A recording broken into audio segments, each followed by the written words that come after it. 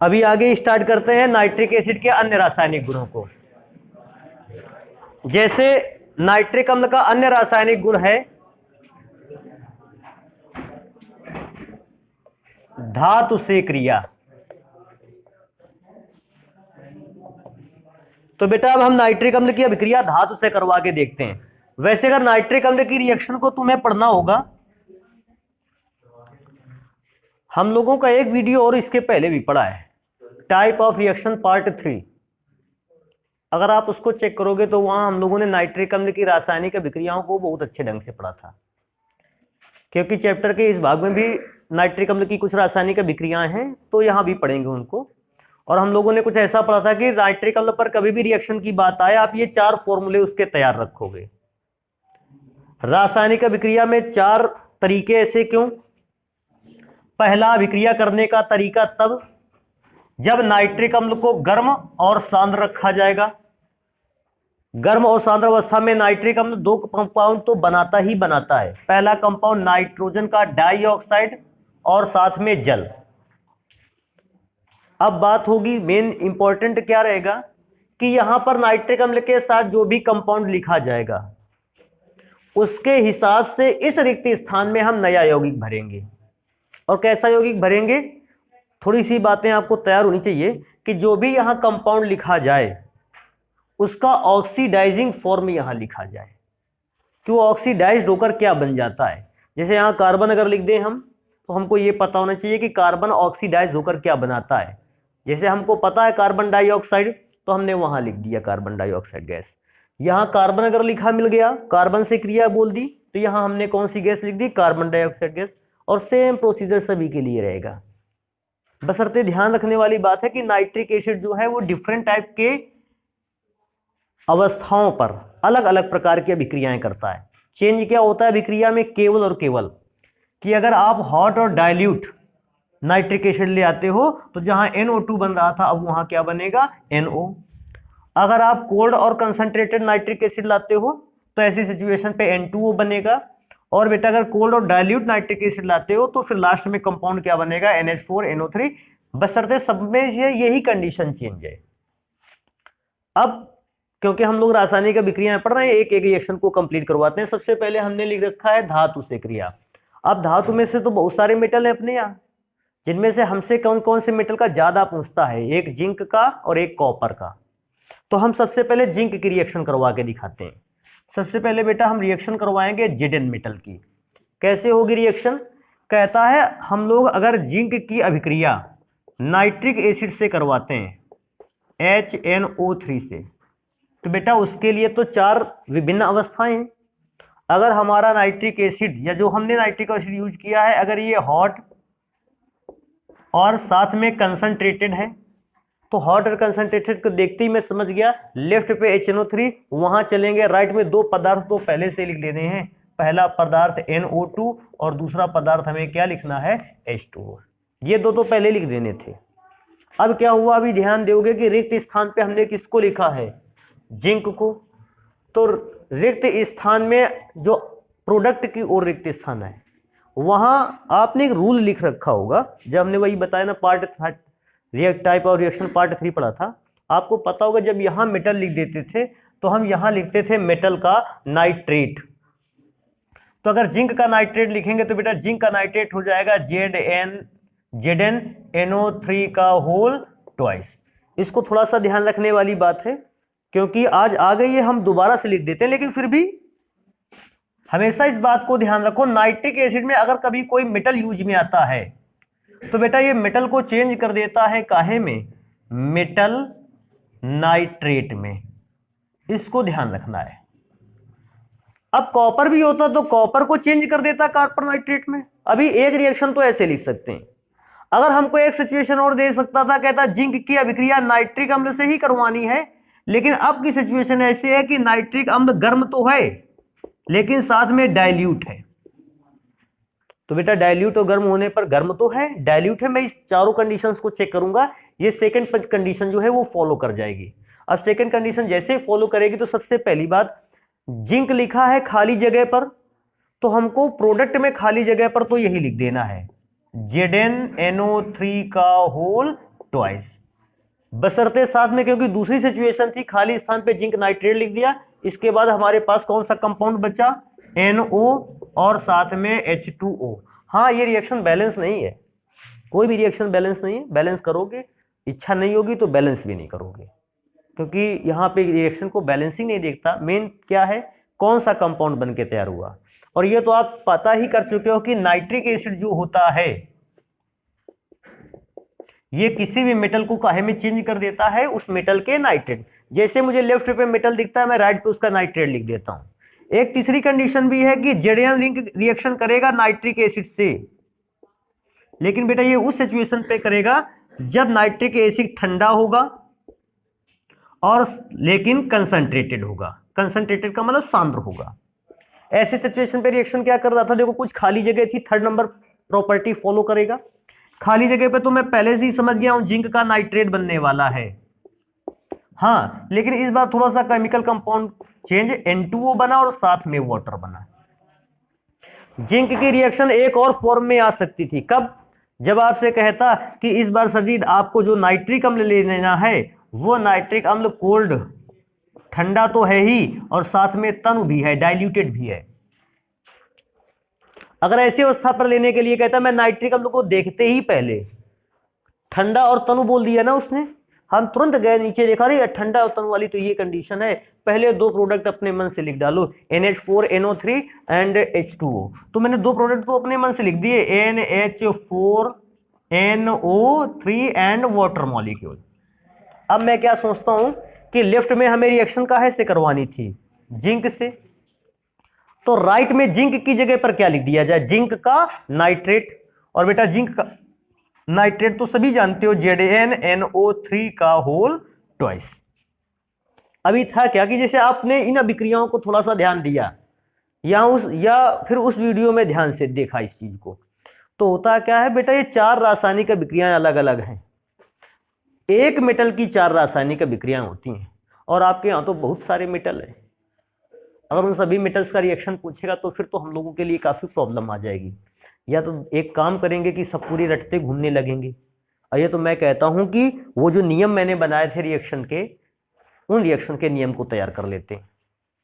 देखो अभिक्रिया में एक चीज़ आप परमानेंट देख रहे हो, आपको बस इतनी बात पता थी कि जिंक जो चेंज हो जाता है वो काहे में चेंज होता है, जिंक नाइट्रेट में। इसके अलावा आपको कोई बात पता नहीं होनी चाहिए थी। क्यों, चारों रिएक्शन के टाइप जो है वो हमारे सामने पहले से अवेलेबल थे।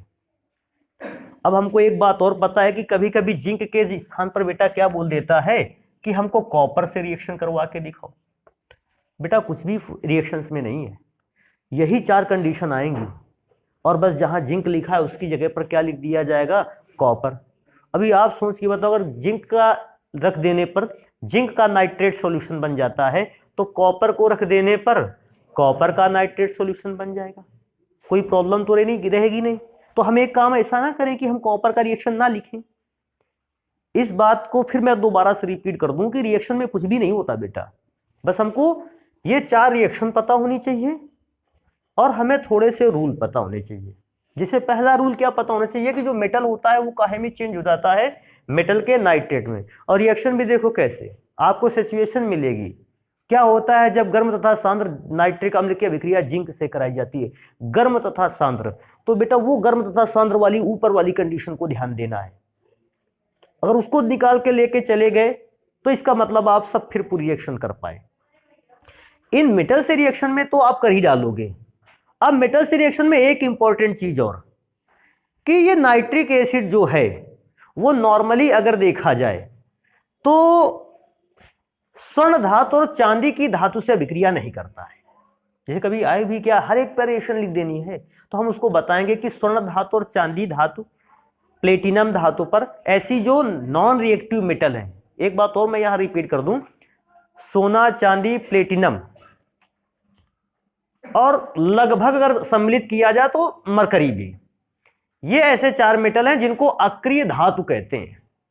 अक्रिय गैस की बात आएगी तो helium, neon, argon, krypton, xenon, radon, उनकी बात करोगे। लेकिन जब अक्रिय धातु की बात आएगी तो आप किनकी बात करोगे, सोना, चांदी, प्लेटिनम और वो उसको मैं एक नाम और बोल रहा था, मरकरी। तो बात आती है क्या सर जी हर एक मेटल पे रिएक्शन तो हो सकती नहीं है, तो बात है क्या नाइट्रिक एसिड अक्री मेटल्स पर भी कोई इफेक्ट डालता है? तो बात आएगी वहां की अक्री मेटल्स पर इसका कोई इफेक्ट पड़ता नहीं। मतलब नाइट्रिक अम्ल स्वर्ण धातु से अभिक्रिया नहीं कर सकता, चांदी से अभिक्रिया नहीं कर सकता, प्लेटिनम से अभिक्रिया नहीं कर सकता, लेकिन स्वर्ण धातु जिंक कॉपर से अभिक्रिया कर सकता है। तो इस बात को भी वहां लिख लेंगे कि स्वर्ण धातु और चांदी से किसकी अभिक्रिया नहीं हो सकती? नाइट्रिक अम्ल की अभिक्रिया नहीं हो सकती। तो इसको लिखेंगे भी और साथ में ये भी बात डिस्कस करेंगे कि अगर नाइट्रिक अम्ल से स्वर्ण धातु की अभिक्रिया नहीं हो सकती तो किस अम्ल से हो सकती है, तो उसके भी बारे में बात करेंगे। तो यहां लिखेंगे परंतु नाइट्रिक अम्ल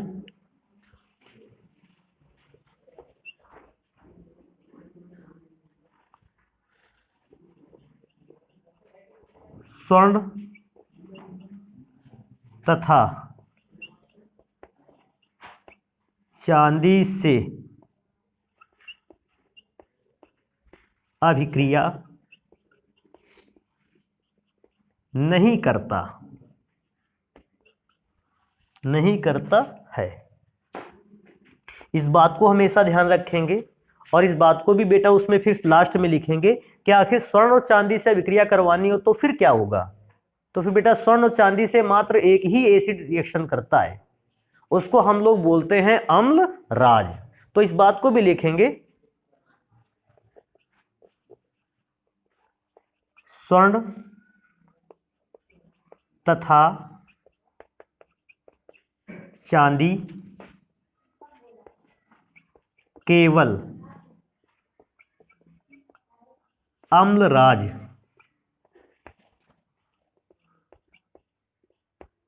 अम्लराज को बेटा एक्वारेजिया भी कहते हैं।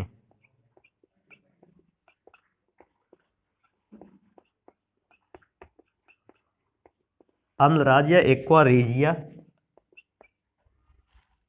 से अभिक्रिया करते हैं। बेटा एक तो एक्वारेजिया में से इतना याद रखोगे, एक्वारेजिया ही स्वर्ण या चांदी धातु से अभिक्रिया कर सकता है। स्वर्ण और चांदी की सफाई करने में भी एक्वारेजिया का इस्तेमाल करते हैं।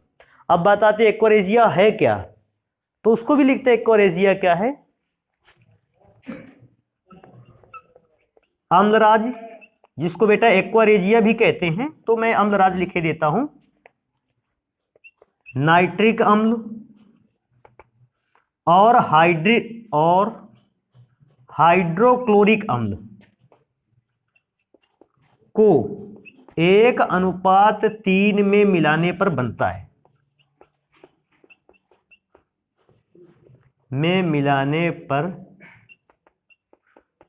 बनता है। तो इसको भी पता कर लेंगे कि अम्लराज बनता कैसे। तो बताओगे, जब हम नाइट्रिक अम्ल और हाइड्रोक्लोरिक अम्ल को 1 और 3 के रेशियो में मिलाते हैं तो नाइट्रिक अम्ल बनकर तैयार होता है। और जब कभी पूछ भी लेता है कि आखिर उपयोग क्या है इस अम्लराज का, तो अम्लराज का उपयोग भी बताते हैं। स्वर्ण धातु या चांदी के विलयन बनाने में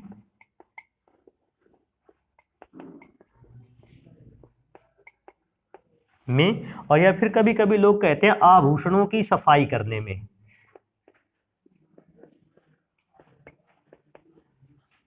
सफाई करने में या को चमकाने में लिख सकते हैं, आभूषणों को चमकाने में। तो बेटा इतने कुछ पॉइंट है, उसको ध्यान रखना है। तो मैं अभिक्रिया नहीं लिख रहा, फिर आप ध्यान रखोगे कि अगर जिंक की जगह पर कॉपर आ जाता है तो हमें जहां जिंक का नाइट्रेट लिख रखा था वहां पर कॉपर का नाइट्रेट लिख देना है। और साथ में कुछ रिएक्शन के बाद जो ये नंबर लिखे इनको भी ध्यान रखना अपना कि कैसे हिसाब से व्यवहार करता है। एक्वारेजिया किसको कहते हैं, बनता कब है, नोट करते हैं इसको जल्दी से। बेटा अगला रासायनिक गुण पढ़ते हैं नाइट्रिक एसिड का। कहता है सल्फर से क्रिया करवा के दिखानी है। तो सल्फर से क्रिया में मुझे एक बात याद आती है, आप भी ध्यान रखो इसको। जब भी कभी अभिक्रिया अधातु पर आ जाए, कहे नाइट्रिक अम्ल की अभिक्रिया किसी अधातु से नॉन मेटल से होनी है, तो ये बातें दो ध्यान में रखी जा सकती हैं। कौन कौन सी बातें ध्यान में रखी जा सकती हैं कि उस दौरान डाइल्यूट कंडीशन वाला नाइट्रिक एसिड अभिक्रिया बहुत कम करता है।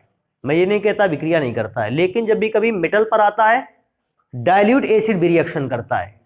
लेकिन जब भी कभी नॉन मेटल पर रिएक्शन लिखने के लिए आती है तो उसमें से एक चीज थोड़ा सा अपने दिमाग में बना करके रखना है कि अगर एसिड डाइल्यूट हुआ तो वो नॉन मेटल के प्रति अधिक अभिक्रिया को कर पाने में सक्षम नहीं है। तो जब भी कभी नॉन मेटल आएगा तो नॉन मेटल में हम लोगों से डाइल्यूट एसिड के लिए रिएक्शन नहीं पूछेगा।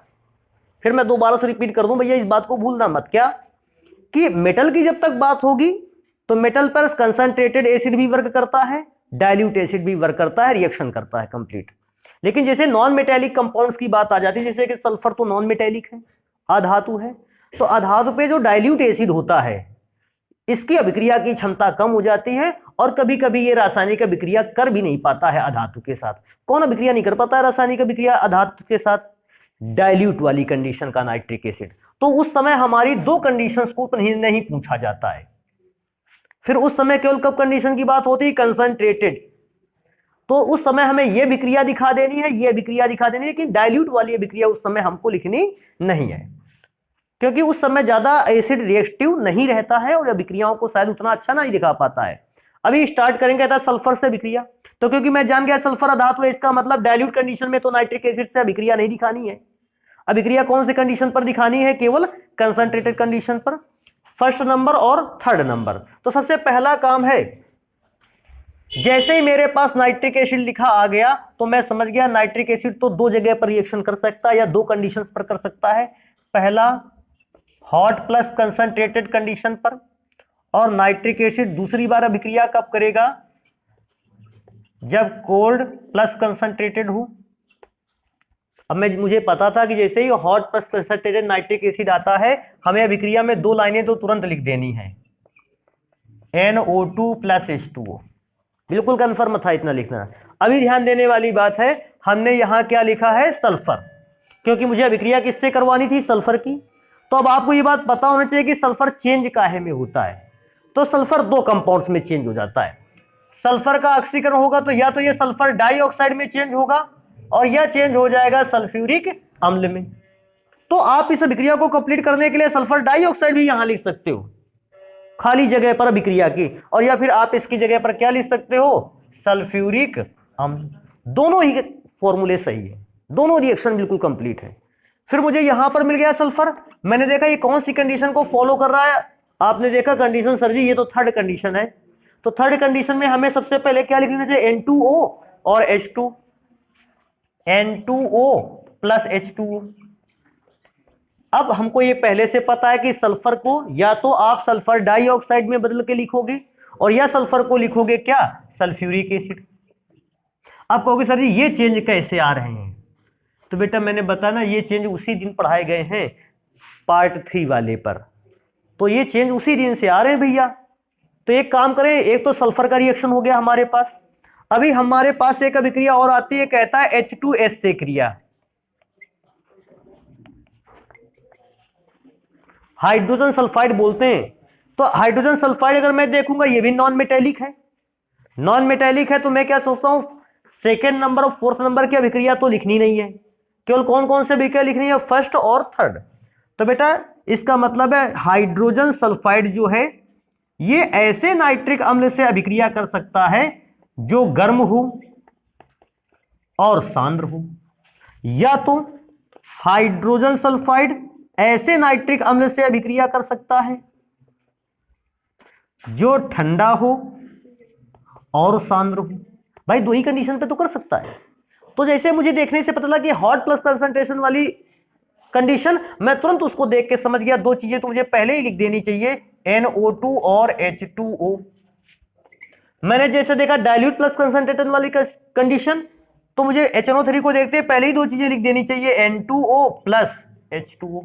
अब बात आती है सबसे कठिन, क्या आई कि सर जी H2S को देख के क्या लिख देना चाहिए? तब उस दिन के फॉर्मूले पे आपको याद रखना चाहिए कि H2S की जगह पे मुझे केवल क्या लिख देना चाहिए? S, सल्फर लिख देना चाहिए। और यहां भी वही कंडीशन, H2S की जगह पर मैं केवल क्या लिख दूंगा? सल्फर। इसको सही कर लो, कोल्ड प्लस कंसंट्रेटेड। उधर ध्यान देना, तुम उसको वीडियो को देखना जाके अपना। इधर की तरफ एक बड़ा सा चार्ट बना था, बहुत सारी चीजें लिखी थी।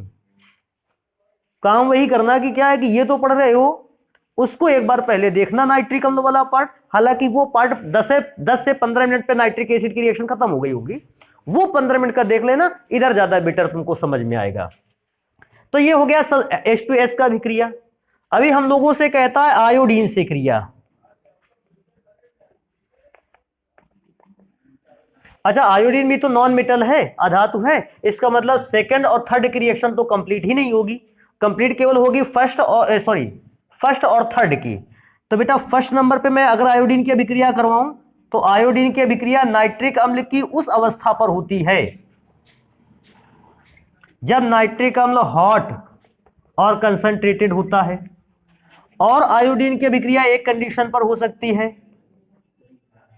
जब नाइट्रिक अम्ल कोल्ड प्लस कंसंट्रेटेड हो सकता है। अभी आयोडीन को 2 मिनट के लिए भूल जाते हैं, बस इतना ध्यान दो कि नाइट्रिक एसिड जब हॉट एंड कंसंट्रेटेड था उसने क्या क्या बनाया था, NO2 और H2O। जब नाइट्रिक एसिड कोल्ड और कंसंट्रेटेड था उसने क्या बनाया था, N2O प्लस H2O। अब बस आपको बात कितनी ध्यान रखनी थी कि अगर लेफ्ट पे आयोडीन है तो राइट पे खाली जगह जो बनी थी वहां पर आपको क्या रखना था। तब आपको याद है कि सर जी इस जगह पे तो आपने कहा था HiO3, तो भैया HiO3 दोनों अभिक्रियाओं में रखा जा सकता है, दोनों अभिक्रियाओं के लिए एक HiO3 रहेगा, आयोडिक एसिड इसको कहते हैं। अब हम एक चीज और लिखेंगे, क्या कि अगर आयोडीन से आप अभिक्रिया करवा सकते हो तो फिर आप अभिक्रिया देखो Br2 की भी करवा सकते हो, Cl2 की भी करवा सकते हो। तो हम यहां लिखेंगे बेटा, इसका नाम याद है ना, क्या है, आयोडिक अम्ल। इसका नाम क्या है, सल्फर। इनका नाम क्या है, सल्फ्यूरिक एसिड। भैया ये तो फेमस है, तो इसको लिखेंगे यहां। इसी प्रकार आयोडीन के स्थान पर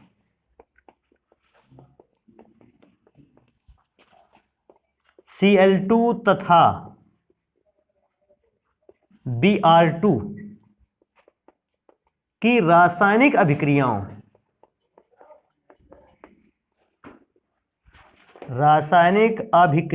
के समीकरण, रासायनिक अभिक्रियाओं के समीकरण लिखे जा सकते हैं।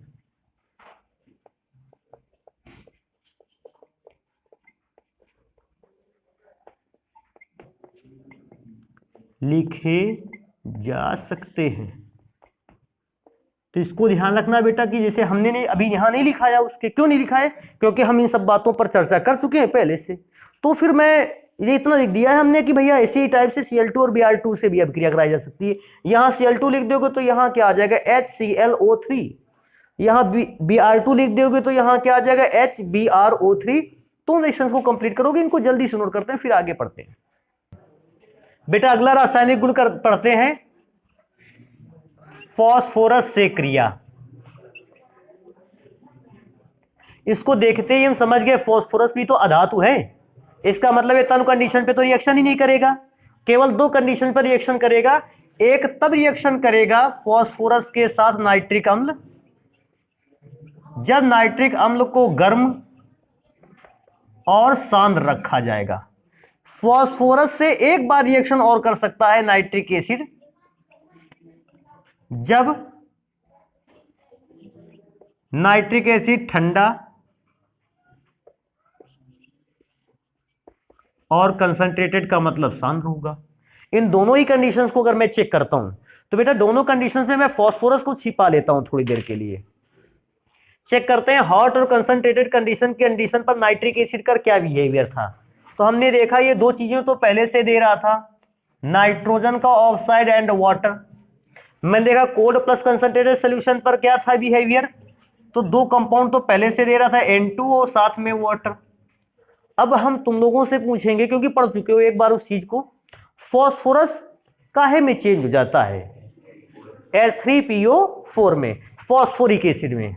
तो भैया हमने फास्फोरस के स्थान पर बस एक काम कर रखा है, H3PO4 को लिख रखा है इन दोनों ये विक्रियाओं में, और हमारा रिएक्शन कंप्लीट हो गया। अभी एक और रिएक्शन हम लोगों से पूछता है फास्फोरस के बाद, कहता है कार्बन से क्रिया।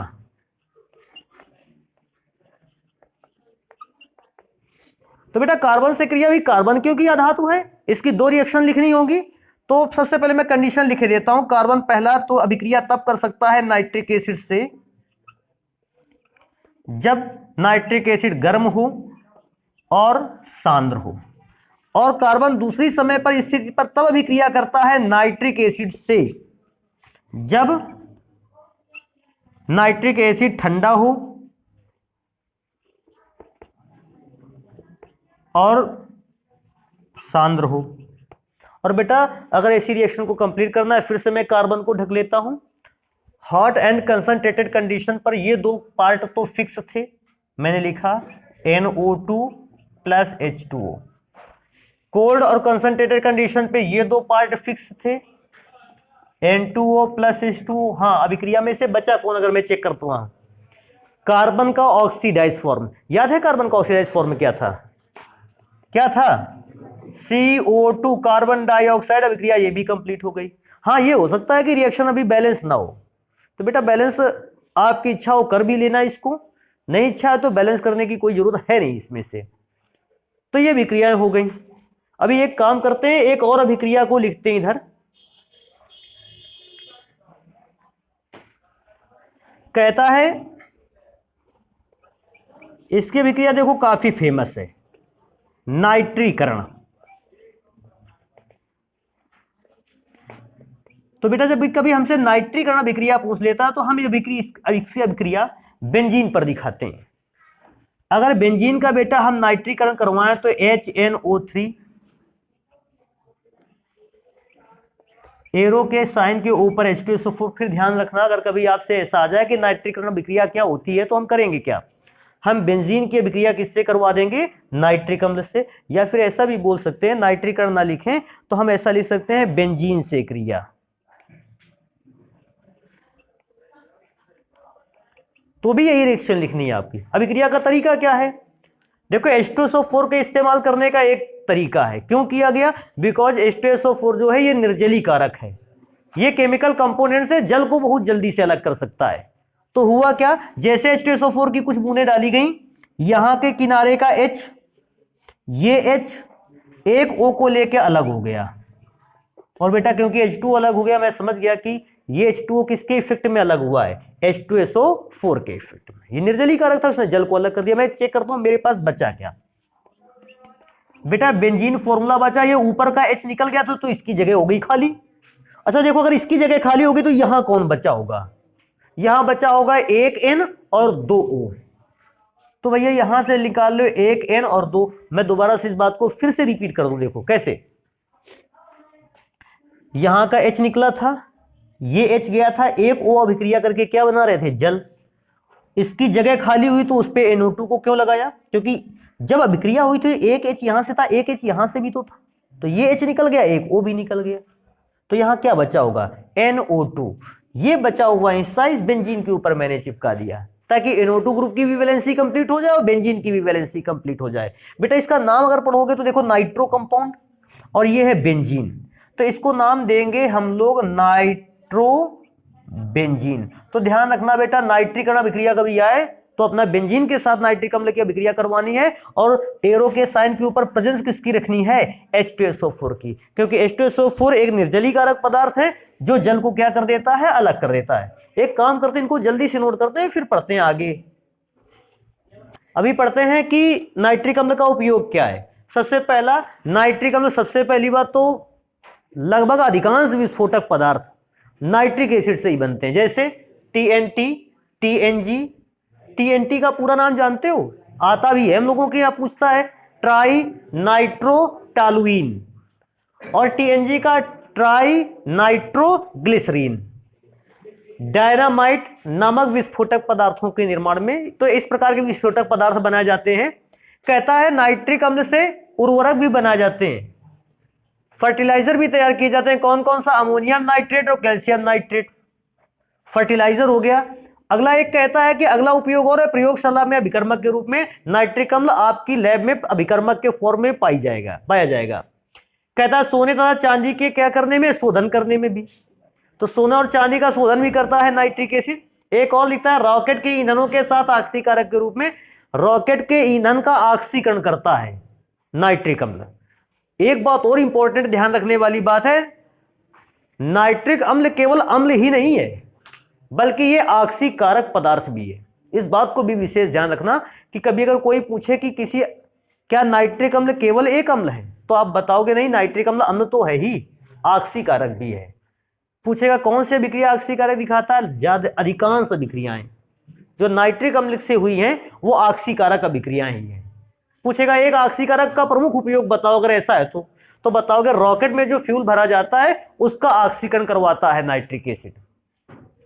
अगला नंबर में पढ़ूंगा, कहता है रंजक। रंजक का मतलब जानते हो, कलर, सेंट जिनको परफ्यूम को बोलते हैं उनको बनाने में। हाँ, इसको अच्छा कर सकते हो थोड़ा सा, परफ्यूम्स को बनाने में। अब इसके बाद बेटा यूज हो गया नाइट्रिक एसिड में एक काफी इंपॉर्टेंट टेस्ट है जो हम लोगों को पढ़ने के लिए मिलता है, भूरी वलय परीक्षण। अंग्रेजी में ब्राउन रिंग टेस्ट बोलते हैं इसको। वलय का अर्थ है छल्ला भी है और उसको अंग्रेजी में रिंग भी बोलते हैं, मैंने उसको लिख भी रखा है। तो सबसे पहली बात आएगी कि ब्राउन रिंग टेस्ट क्यों जरूरी है, हम बताएंगे। इसका कार्य है नाइट्रेट आयन की पहचान। अगर हमें किसी भी सॉल्यूशन में नाइट्रेट आयन की पहचान करनी है तो नाइट्रेट आयन की पहचान करने के लिए हम ब्राउन रिंग टेस्ट कर सकते हैं। जैसे हमको एक पदार्थ दे दिया KNO3, कहता है चेक करो इसमें नाइट्रेट आयन है कि नहीं, देखने से तो मिल रहा है, दिख रहा है, कहोगे सर जी हाँ नाइट्रिक आयन अवेलेबल है। लेकिन बेटा अगर आपको ये पता ना हो कि ये कौन सा पदार्थ है, आपको पदार्थ भर करके दे दिया जाए टेस्ट ट्यूब में, अच्छा टेस्ट ट्यूब में पदार्थ को देखकर तो जान नहीं पाओगे पोटेशियम नाइट्रेट है, तो हम वहां नाइट्रेट आयन का परीक्षण कैसे करें। सूत्र लिख के दे देगा तो सभी जान जाओगे, लेकिन अगर हमको पदार्थ मिल जाए, पूछे कि पता करो नाइट्रेट है कि नहीं है, तो फिर कैसे पता करोगे। तो सबसे पहले हमें करना क्या है, इसकी विधि को पढ़ना है। कहता है नाइट्रेट आयन युक्त पदार्थ का जलीय विलयन। जिस भी पदार्थ को आपको टेस्ट ट्यूब में दिया है, कहा है कि इसमें नाइट्रेट आयन है कि नहीं है, पहचान करो, तो उसका कौन सा विलयन बनाएंगे, जलीय विलयन। अर्थात उस पदार्थ को काहे में घोलोगे, जल में, और जल में घोलने पर उसमें डाइल्यूट फेरस सल्फेट को मिलाएंगे। तो मैं डायरेक्ट फेरस सल्फेट लूंगा टेस्ट ट्यूब पर और दूसरी टेस्ट ट्यूब पर फेरस सल्फेट को डाल देंगे, कोई चेंज नहीं है अभी तक। फिर मैं क्या करूंगा, लिखता है दीवार के सहारे से कंसंट्रेटेड H2SO4 डालेंगे। आप दीवार के बिल्कुल सहारे से, एकदम से तेजी से नहीं डाल देना है उसको। H2SO4 टेस्ट ट्यूब में लोगे और उसको धीरे धीरे से उसमें मिलाना है, एकदम तेज से नहीं मिलाना है उसको, धीरे धीरे। दीवार के सहारे का मतलब है ऐसा डालोगे इस दीवार के सहारे बूंद बूंद के रूप में यहां से बहते हुए नीचे आएगा। बेटा जैसे ही सल्फ्यूरिक एसिड नीचे आएगा, आप देखोगे लिक्विड टेस्ट ट्यूब में जहां तक भरा है उस लिक्विड के बीच में कहीं एक ब्राउन कलर की रिंग बन के आ रही, छल्ला बन के आ रहा है। अगर जैसे ही ब्राउन कलर का वो रिंग आ जाता है, हम समझ जाएंगे कि जो भी घोल हमको दिया गया था, जो भी शुरुआत में पदार्थ दिया गया था, उसमें नाइट्रेट आयन उपस्थित था। तो इसको ध्यान रखेंगे हम लोग कि जैसे ही H2SO4 को डालोगे भूरी वलय प्राप्त हो जाएगी, ब्राउन कलर का वो रिंग प्राप्त हो जाएगा, आप जान जाएंगे कि नाइट्रेट आयन प्रेजेंट है। कहता है इसका रिएक्शन कर कभी लिख के दिखाना पड़ा, तो रिएक्शन भी लिख के दिखाएंगे। देखो फेरस सल्फेट था, नाइट्रिक एसिड से रिएक्शन हुई, तो सबसे पहले करना क्या था, नाइट्रिक एसिड क्यों लिया गया, नाइट्रिक एसिड इसलिए भी ले लिया गया क्योंकि इसमें नाइट्रेट आयन है, इसी का टेस्ट करना है हमें। हमने इस पे फेरस सल्फेट को डाला, H2SO4 को डाला, यही लिखा भी था। और जैसे ही डाला एक कंपाउंड बनकर तैयार हुआ Fe2SO4 का होल थ्राइस, यही ब्राउन कलर का जो रिंग है वो जनरेट कर रहा है, और साथ में कुछ पदार्थ अभिक्रियाओं के दौरान। तो अगर रिएक्शन की डिमांड होगी आप लिख दोगे, रिएक्शन की डिमांड नहीं, आपको नहीं लिखना है वहां। अभी आगे चलेंगे, हमारे यहाँ नाइट्रिक एसिड पर बेस्ड एक क्वेश्चन आता है, फेमस भी काफी है, पूछते बहुत हैं इसको। क्या है, कहता है नाइट्रिक अम्ल त्वचा में गिरकर इसे पीला कर देता है, इसका कारण दे दीजिए। अगर नाइट्रिक एसिड किसी की त्वचा, एक तो संक्षारक प्रकृति का, ऐसा आप भी जानते हो, अगर त्वचा पे गिर जाता है तो उस जगह येलो कलर के स्पॉट डाल देता है, येलो या ब्राउन कलर के ऐसे स्पॉट डाल देता है। कहता है क्यों, आखिर क्या रीजन है ऐसा, तो उसका आंसर मैंने लिख रखा है। क्या कहता है कि नाइट्रिक एसिड जब भी त्वचा में गिरता है, वो त्वचा में गिरकर उपस्थित अब भाई सबकी त्वचा में कौन कौन है, प्रोटीन तो है सबके पास, कोई भी ऐसा बॉडी नहीं जिस पर प्रोटीन ना हो। तो जैसे वो हमारी स्किन पे आई नाइट्रिक एसिड, नाइट्रिक एसिड में ने स्किन पर उपस्थित प्रोटीन से विक्रिया की और स्किन में उपस्थित प्रोटीन से विक्रिया करके प्रोटीन को चेंज कर दिया जैंथोप्रोटीन में। और जैसे ही हमारे स्किन के पास नाइट्रिक एसिड गिरा, प्रोटीन जैंथोप्रोटीन में चेंज होगा, उसका कलर कैसा हो गया, पीला, क्योंकि जैंथोप्रोटीन कलर में कैसा होता है, पीला होता है। और क्योंकि अब हमारी बॉडी की स्किन पर जैंथोप्रोटीन बन गया है नाइट्रिक अम्ल के गिरने से, उसका कलर कैसा हो जाएगा, पीला। एक छोटा सा आंसर इस पूरे का, जैंथोप्रोटीन बनने के कारण। अगर बहुत छोटे शब्दों में इसका सबसे छोटा आंसर दे सकते थे, पूछता क्यों ऐसा हो जाता है, कारण दीजिए, तो आप बस इतना बता सकते थे जैंथोप्रोटीन बनने के कारण। इससे बड़ा आंसर देना चाहते हैं प्रोटीन का जैंथोप्रोटीन में बदल जाने के कारण, और इससे भी अच्छा आंसर अगर दे सकते थे तो मैंने लिख दिया है उसको। अभी लास्ट में हमसे एक चीज और पूछता है, कहता है संरचना सूत्र क्या होता है नाइट्रिक एसिड का। 1 मिनट का टाइम लगेगा, बना लेते हैं इसको। देखो कैसे बेटा, नाइट्रिक एसिड का फॉर्मूला क्या होता है, सबसे पहले तो मैं मॉलिक्यूलर फॉर्मूला देख लूं, HNO3। सबसे पहले NO3 कहता है तो NO3, और लास्ट में हमसे क्या बोलता है, H। बेटा ध्यान से देखो इसको, हाइड्रोजन की लास्ट सेल में 1 इलेक्ट्रॉन, और कहां से आया ये पता होना चाहिए। ऑक्सीजन का परमाणु क्रमांक 8, इसकी बाहरी कक्षा में इलेक्ट्रॉनों की संख्या 6। तो देखो 1 2 3 4 5 6। नाइट्रोजन का परमाणु क्रमांक 7 और बाहरी कक्षा में इलेक्ट्रॉनों की संख्या 5। 1 2 3 4 5। ऑक्सीजन की जैसे बात आएगी तो फिर हम जानते हैं बाहरी कक्षा में 6 इलेक्ट्रॉनों की संख्या होती है। तो देखो कैसे 1 2 3 4 5 6, यहां भी 6 रखने, 1 2 3 4 5 6।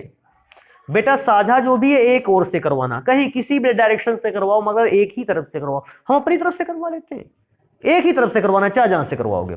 बेटा हाइड्रोजन केवल 1 इलेक्ट्रॉन को साझे में डिमांड करता है। हाइड्रोजन की मजबूरी भी है, 1 इलेक्ट्रॉन क्यों मांगता है, क्योंकि इसके पास खुद 1 इलेक्ट्रॉन है। ये मांग तो 4 इलेक्ट्रॉन दे, लेकिन प्रॉब्लम इस बात की जब इसको उतने देने भी तो पड़ेंगे, तो जब देने के लिए इसके पास 1 इलेक्ट्रॉन है तो ये 1 ही इलेक्ट्रॉन की डिमांड करता है। और जैसे इसके घेरे में 2 इलेक्ट्रॉन हो जाते हैं, ये अपने आप को स्टेबल महसूस करता है, स्थायी बना लेता है।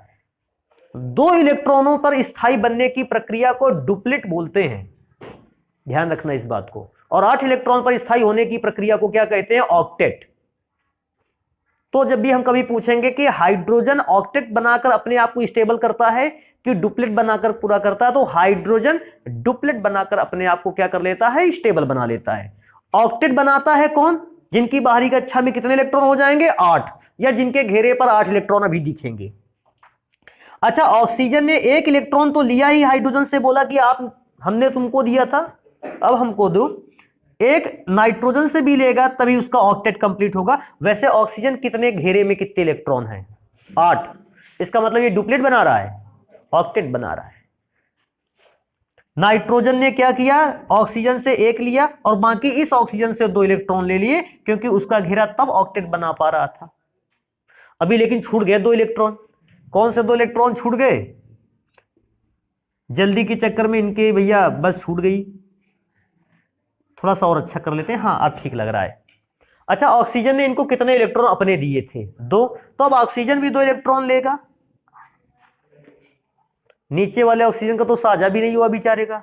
देखो कैसे लिखते हैं, H, क्योंकि 2 इलेक्ट्रॉन थे, सिंगल बॉन्ड N, और बेटा N पर कितने इलेक्ट्रॉन हैं, 4, तो 2 ऊपर रख दिए और 2 मैंने कहां रख दिए, नीचे। फिर single bond O, single bond N पर बेटा क्या हुआ कि डबल बॉन्ड के साथ कौन लगा हुआ है, O पर 4 इलेक्ट्रॉन अभी भी शेष हैं। अब सबसे कठिन चीज, क्योंकि इस ऑक्सीजन के 6 इलेक्ट्रॉन है ना, नाइट्रोजन अपने ये 2 इलेक्ट्रॉन उसको साझे के लिए देगा। क्योंकि साझे के लिए इलेक्ट्रॉन देगा, डेटिव बॉन्ड के साथ O लिखेंगे, और इसके 6 इलेक्ट्रॉन तो इसके पास है ही। यहां पे एक बात और समझने लायक है, ये रसायन विज्ञान के आधार पर नाइट्रिक एसिड का फॉर्मूला बन गया, लेकिन बेटा जो मॉडर्न केमिस्ट्री है उसने डेटिव बॉन्ड को कोई स्थान नहीं दिया है, वो डेटिव बॉन्ड को मानता ही नहीं, जो हम लोगों ने एरो साइन बनाकर रखा है। हालांकि कोई पूछेगा ये सब सूत्र इसका मतलब गलत हो गया, नहीं गलत नहीं है, लेकिन मॉडर्न केमिस्ट्री ने एक अच्छा काम कर रखा है कि उसने इस डेटिव बॉन्ड को सिंगल बॉन्ड बताया है। क्यों सिंगल बॉन्ड बनाया, उसका भी रीजन है। बेटा ये डेटिव बॉन्ड कितने इलेक्ट्रॉनों से मिलकर बन रहा है, 2, और 2 इलेक्ट्रॉनों से मिलकर कौन सा बॉन्ड बनता है, सिंगल।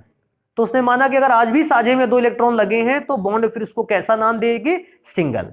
बाकी आप डेटिव बॉन्ड बना के आते हो, कोई भी कमी नहीं है उस पर, और आप इस डेटिव बॉन्ड की जगह पर कौन सा बॉन्ड बना करके आ जाते हो, सिंगल बॉन्ड, तो बेटा फिर भी मैं कहता हूं कोई भी कमी नहीं है इसमें, ये भी सेम है बिल्कुल। तो अकॉर्डिंग टू मॉडर्न केमिस्ट्री आप डेटिव बॉन्ड की जगह पर कौन सा बॉन्ड बना सकते हो, सिंगल बॉन्ड। उसका रीजन है क्योंकि ये भी कितने इलेक्ट्रॉनों के साझे से बना है, 2 इलेक्ट्रॉनों के साझे से बना है।